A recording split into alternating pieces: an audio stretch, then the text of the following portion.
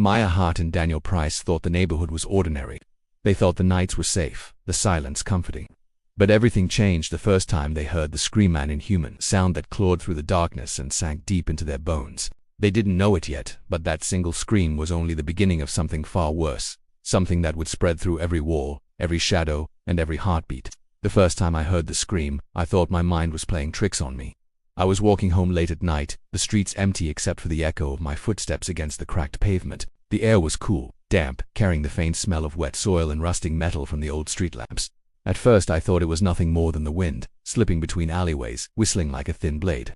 But then it came again, sharp, piercing, and drenched in terror.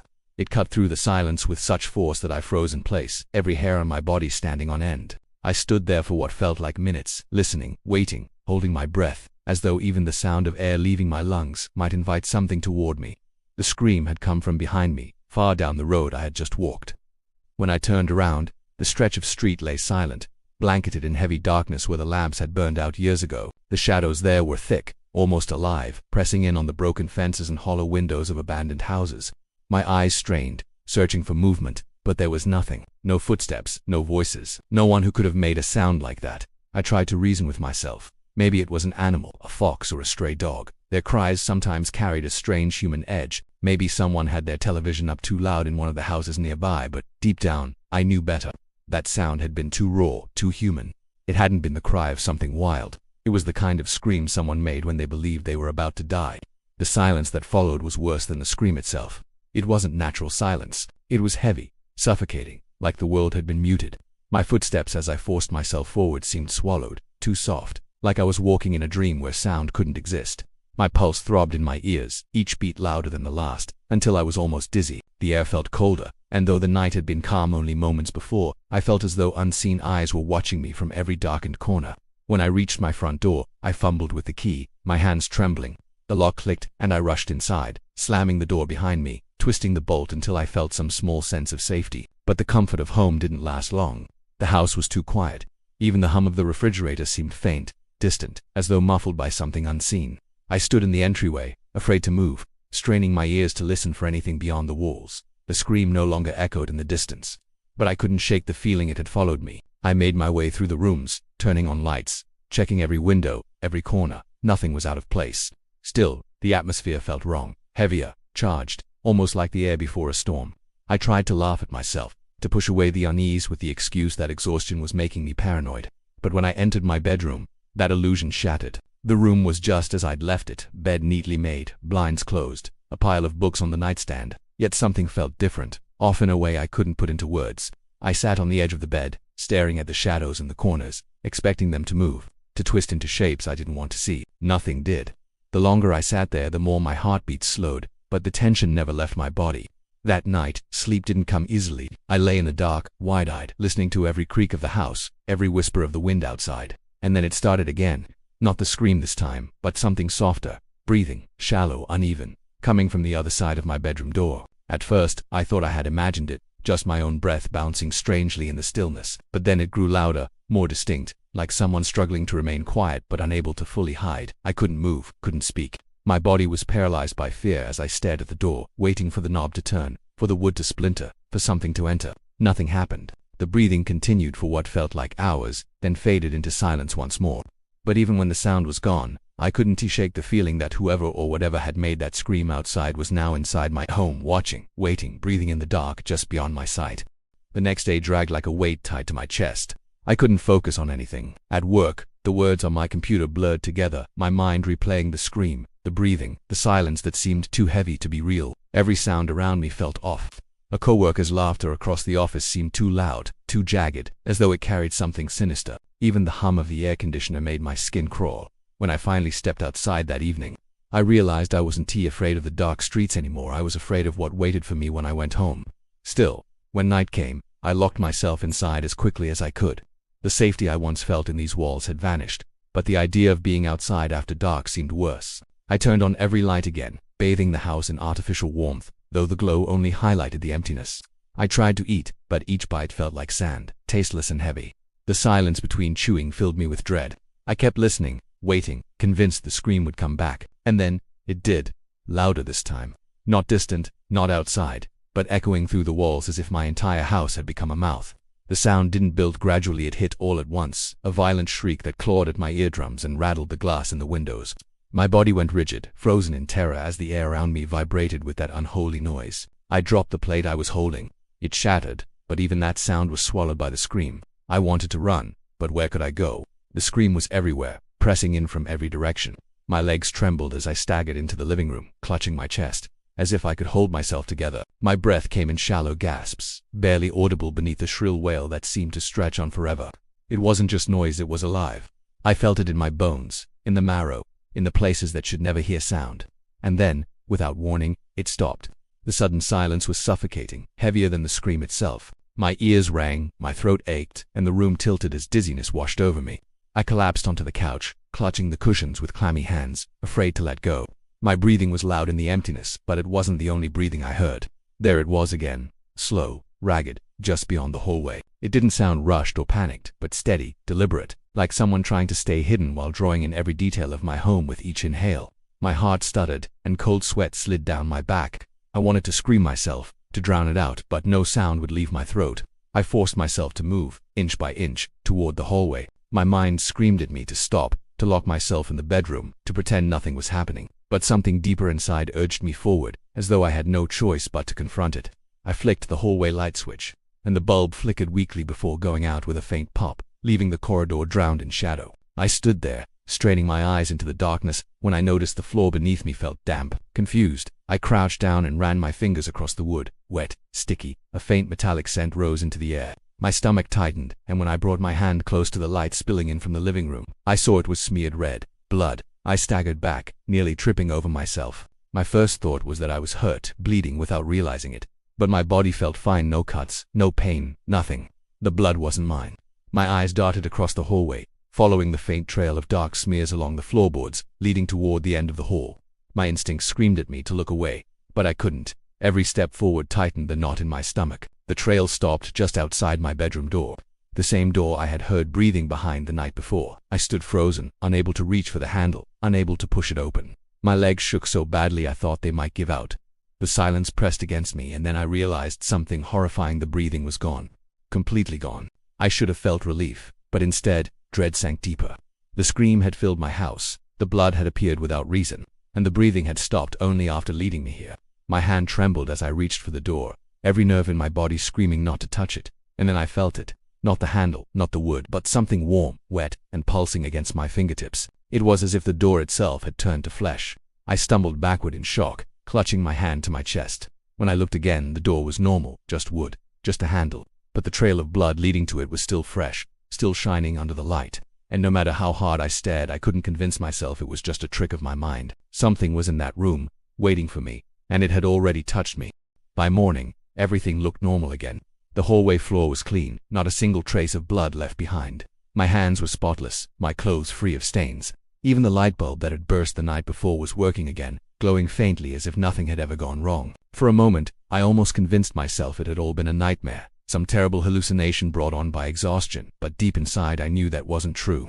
The memory of the scream still clung to me, buzzing in my skull like an echo that refused to fade. The day felt strange. I drifted through it like a ghost, avoiding conversations, avoiding mirrors. My coworkers asked if I was sick, but I couldn't explain that I was afraid to close my eyes, that I was terrified of what would come when the sun fell again. Every second of daylight felt like a countdown, each shadow creeping across the floor reminding me that night was on its way. By the time I reached home, the unease had turned to dread. I left the lights on again, every bulb blazing. The glow painted the rooms in yellow warmth, but it didn't make me feel safe. If anything, the brightness just seemed to make the shadows deeper, heavier. I sat on the couch, knees pulled to my chest, waiting, my ears strained against the silence, listening for any sound that didn't belong. Midnight crept in slowly, and with it came the noise I had been dreading. The scream returned. This time it didn't come from outside or through the walls. It erupted inside the house, so violent and piercing that I nearly fell from the couch. My body seized as the sound ripped through me. It wasn't just in the air, it was in me, crawling through my bones, tearing through my chest. I clamped my hands over my ears, but it did nothing. The scream wasn't a sound anymore. It was a force, pressing into me, rattling my teeth, burning through my skull. My eyes watered, my throat tightened, and I dropped to my knees. Every nerve in my body felt as if it were on fire, and then I saw it. In the corner of the living room, the shadows stirred. At first I thought it was just a trick of the light, but then the darkness began to stretch, pulling away from the wall as though it had a body. The shape bent unnaturally, twisting itself into something vaguely human but grotesquely wrong. Its limbs were too long, its head lolling to the side, its form quivering as though it were barely holding itself together. The scream filled the room, and I realized it was coming from that shape. Its mouth gaped wide, impossibly wide, splitting the shadow of its face until there was nothing but darkness inside. But even then, something wasn't right. The sound wasn't leaving it was entering me. My chest felt like it was cracking open, my lungs burning as though I was trying to swallow the scream whole. My vision blurred, the room spinning violently as I collapsed onto the floor. My body convulsed, my throat tearing as I tried to breathe, but no air came. The scream was inside me now, filling every empty space, pressing against the walls of my skull. I crawled toward the hallway, desperate to escape, but the shadow moved with me. Its form stretched and dragged along the walls, its hollow eyes fixed on mine. I could feel it pressing closer, hovering above me, sinking into me. My body went limp as the last of my strength drained away. The scream wasn't outside anymore. It had burrowed into my mind, into my blood, into the very core of me. The last thing I saw before my eyes rolled back was the shadow's face inches from mine, its mouth still wide open, but now I could hear nothing. The scream was silent, swallowed whole by my body, absorbed into me as though I had become its vessel. When I woke hours later, the house was quiet again. The lights still burned, though their glow felt weak, trembling. My throat was raw, torn as if I had been screaming for hours. My chest ached, each breath sharp and shallow. I stumbled to the bathroom, splashing cold water on my face, but when I raised my eyes to the mirror, my stomach dropped. My reflection looked wrong. My lips were cracked and torn, small trails of dried blood running down my chin. My eyes looked hollow, ringed with deep shadows, and when I leaned closer I saw something that made my skin crawl. My mouth twitched, just slightly, opening wider than it should, like the shadows. I staggered back, clutching the sink. My chest trembled, and for a moment, I swore I could feel the scream moving inside me, humming low and steady, waiting for the moment it would break free. That night, I left the bathroom light on, unable to close my eyes. But as I lay in bed, shivering beneath the blankets, I realized something that froze me completely. The house wasn't silent. The scream wasn't gone. It was breathing through me, whispering in the rhythm of my heartbeat, biding its time until it forced itself out again. When I woke the next morning, the first thing I noticed was the silence. It wasn't peaceful silence. It was the kind that felt thick, unnatural, like the world outside my window had been erased. The birds that usually chirped in the trees were gone. No cars passed on the street. Even the hum of the refrigerator seemed to fade. I sat up slowly, every muscle aching as if I had run for miles in my sleep. My throat was raw, my chest tight, and my body felt hollow. I didn't remember dreaming, but it felt as though I had been screaming all night. I dragged myself into the bathroom and flicked on the light. What stared back at me from the mirror wasn't the face I remembered. My eyes looked sunken, bruised with shadows so dark they seemed burned into my skin. My lips were split and dry, my teeth faintly stained red. My reflection tilted its head ever so slightly, not matching my own movements. My heart lurched, and I gripped the sink, refusing to believe what I saw. I blinked and it corrected itself, moving as I did, but the image lingered in my mind like a wound that wouldn't close. I wanted to leave the house, to run and never come back, but I couldn't. The thought of stepping outside filled me with a strange dread, as if whatever was happening inside me would only spread if I left. I paced the living room, the sound of my footsteps muffled against the silence, and tried to distract myself with the television. But no matter what channel I turned to, only static filled the screen, hissing in a way that reminded me too much of the scream. When night returned, I told myself I would stay awake, watch every shadow, and resist whatever came. I set every light blazing again, though their glow felt weaker, dimmer, like the bulbs themselves were afraid. Midnight crept in slowly, and my body grew heavy with exhaustion, but fear kept my eyes open. I sat on the couch, hugging myself, waiting, and then, it happened. The scream tore through me. But this time, it didn't come from outside, or from the shadows. It came from me. My body convulsed violently as the sound erupted from my throat, louder than any voice I could have produced. It wasn't my scream, it was something else using me as its instrument. My lips stretched too wide, my jaw ached, and my vision swam as the sound ripped through me. I tried to stop, tried to close my mouth, but I had no control. The scream poured out endlessly, each wave leaving me weaker, tearing me apart from the inside. My throat felt shredded, yet no blood came, no relief. My entire body was shaking, bones rattling beneath my skin, and I could feel something inside me opening, hollowing me out like a vessel. Through the window, I saw movement. My eyes widened as dark figures gathered outside, standing in the street, in the yard, under the flickering lamps, dozens of them, their shapes tall and still, their faces lost in shadow. They didn't move, they didn't speak. They only stood there, tilting their heads toward the house, listening. The scream forced itself higher, shriller, piercing the glass in the windows until they shivered and cracked. The figures outside leaned closer, drawn to the sound. My lungs burned, desperate for air, but the scream wouldn't stop. It wasn't mine anymore. I was just a hollow body being emptied into the night. Finally, after what felt like hours, the scream ended. My body collapsed onto the floor, trembling, every muscle drained of strength. My chest heaved as I tried to pull in shallow breaths, my throat nothing but torn agony. I lay there in the glow of the lights, too weak to move, staring at the ceiling. The silence returned, but it wasn't empty anymore. It was filled with something else: expectation. I forced myself to crawl to the window, dragging my body inch by inch across the floor. When I pulled myself up and peered outside, my heart froze. The figures were still there, standing in their rows, motionless. But now, in the silence, I saw something worse. Their mouths were open, all of them silent, wide, gaping as though they were screaming too. My reflection in the glass met my eyes. And just like in the mirror that morning, it didn't move the same way I did.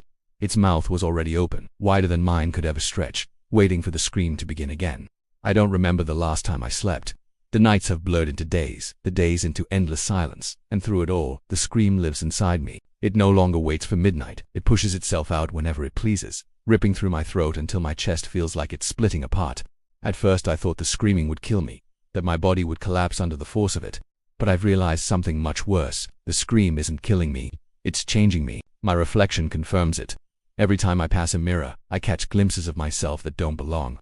My eyes sink deeper, their whites clouded with veins as if something is crawling beneath them. My mouth has grown wider, my lips cracked and torn, stretching unnaturally far whenever the scream tears free. Sometimes, when the house is still, I watch myself in the mirror, and my reflection moves before I do, tilting its head, opening its mouth, twitching with hunger. I don't know if I am seeing the truth or if the scream has rotted my mind. But I can't tell where I end and it begins anymore. The figures outside haven't left. They multiply each night, standing in silent rows that stretch farther down the street. They never move, never speak. They only stand with their mouths wide, silently screaming in unison with me.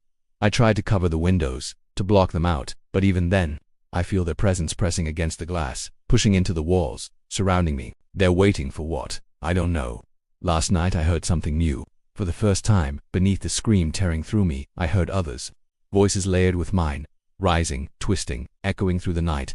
They were faint at first, broken cries of agony that barely reached me, but as the hours passed, they grew stronger. Dozens, maybe hundreds, screaming with me. I stumbled to the window, and through the haze of tears in my eyes, I realized the voices weren't just in my head. They were coming from houses up and down the street, my neighbors, my friends, people I had known for years. They were all screaming now, their bodies turned into vessels like mine.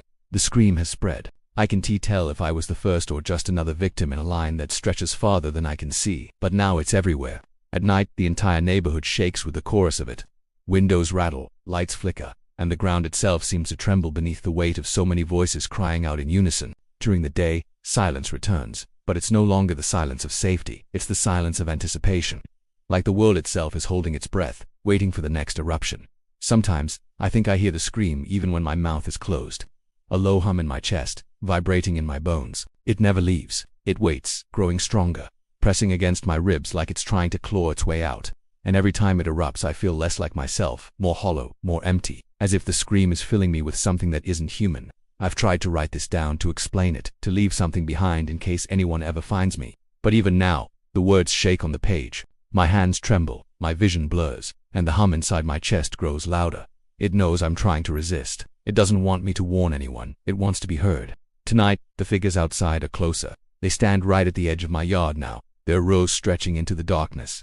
Their mouths are open, wider than any human mouth should be, silent but endless. When I press my palms to the glass, I feel their breath fogging the other side. They aren't waiting anymore. They're ready. I don't know how much longer I can hold on. The scream builds inside me even as I write these words, pressing harder, clawing for release. My chest aches, my throat burns, and my vision fills with black spots. I can already feel it forcing my mouth open. And somewhere, far away, I know someone else is hearing this. The scream will find them the way it found me. It will crawl into their chest, hollow them out, and turn them into another voice in the endless chorus. I used to think death was the worst thing that could happen to me. Now I know the truth. The worst thing is living forever as nothing but a scream, trapped in a voice that will never stop. And as my jaw stretches too wide and the sound bursts free again, I realize with horror that this isn't the end. It's only the beginning.